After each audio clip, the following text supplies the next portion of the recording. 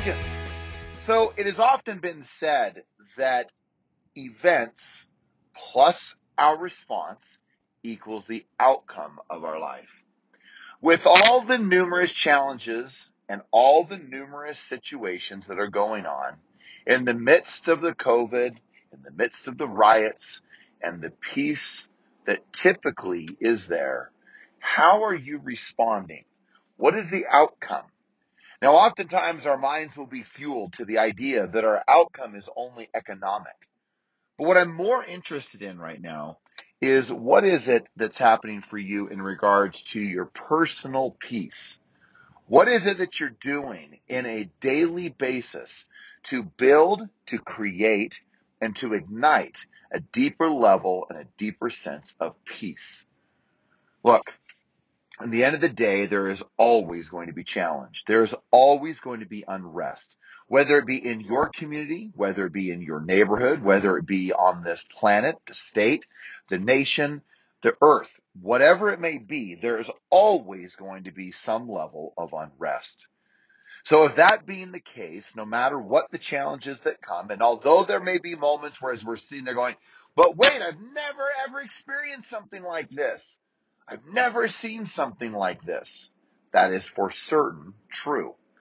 But the more important question isn't the statement that you're making. The more important question is, what are you doing in response to it? Have you found yourself engulfed in the news and the media who sensationalizes everything and makes it worse than it was? I found myself yesterday turning on the news and I could only handle it for just less than 1 minute. As I started to focus, started to hear, started to watch, starting to see the panic, the crisis, and the challenges that were there, the specifics were the rioting. Well, I found myself going to a space where I was not comfortable. And what I mean by that is a space that is not one of peace, that is not one of direction, that is not one of me dictating where my energies, my focus will go.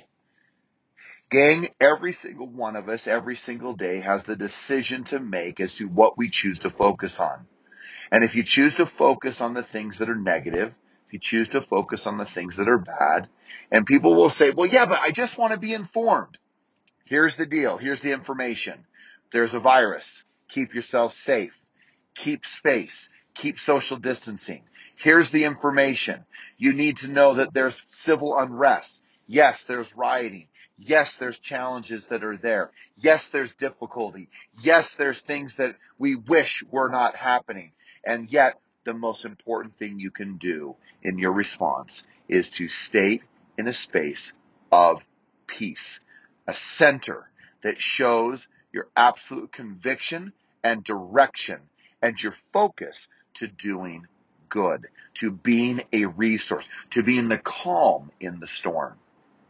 Gang, every single one of us has a responsibility every single day, a true stewardship to living a life that is extraordinary, a life that we dictate, a life that we build, a life that is created because we respond accordingly. My challenge to you today is to be the light, to be the light in people's life. Do not allow yourself to go to the negativity. Do not allow yourself to go to the poisonous moments. Do not allow yourself to get consumed with the media and the sensationalizing that's going on. I'm going to challenge you to focus on the good, the positive, the upbeat, the good things that are happening in life. Because why? Because there is so much good. So many people who are serving so faithfully, giving so faithfully, helping so faithfully. That is your focus today. Not the negativity, not the poison, not the riots, not the death, not the crazy things that are happening. That is not the place for your focus. Your focus is one of control, one of a real leader, someone who steps forward and says, I will take charge of what I think about. I will take charge of what I focus on. I will take charge of the meaning that I give it. I will take charge of my life. That is great leadership.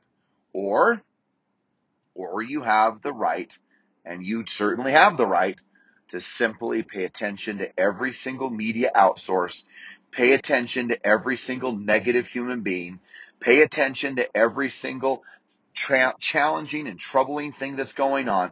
And you tell me, and you tell anyone, and you ask anyone, where are you going to experience more joy and peace, more love, more brightness, more light, more beauty? We all know it's going to be in the space where we choose to focus, where we choose to give meaning, because that is the experiences and the joy that we experience through life.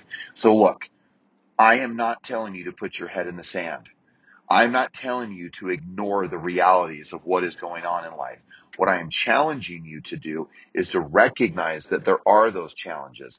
But on top of that, the great challenge is to ensure the fact that your future is bright because you choose to focus on the right things, because you choose to give meaning to things that matter, meaning to things as an example to your family, to yourself, and to your future. Have an extraordinary day, and remember, there is nothing about this that you can't overcome. And there is nothing through these challenges that we see today that you cannot persevere through. So as you do so, as you learn, as you become, and as you do the things that are necessary, you will find the great peace, the joy, and the beauty of life. I'm challenging you again, as I have for weeks, if not now a couple of months. Stay in the light, go to work, be an instrument of leadership and love to others who need you, who are in desperate need for your contact, desperate need for your presence in their life. Have an extraordinary day, and we'll talk very soon.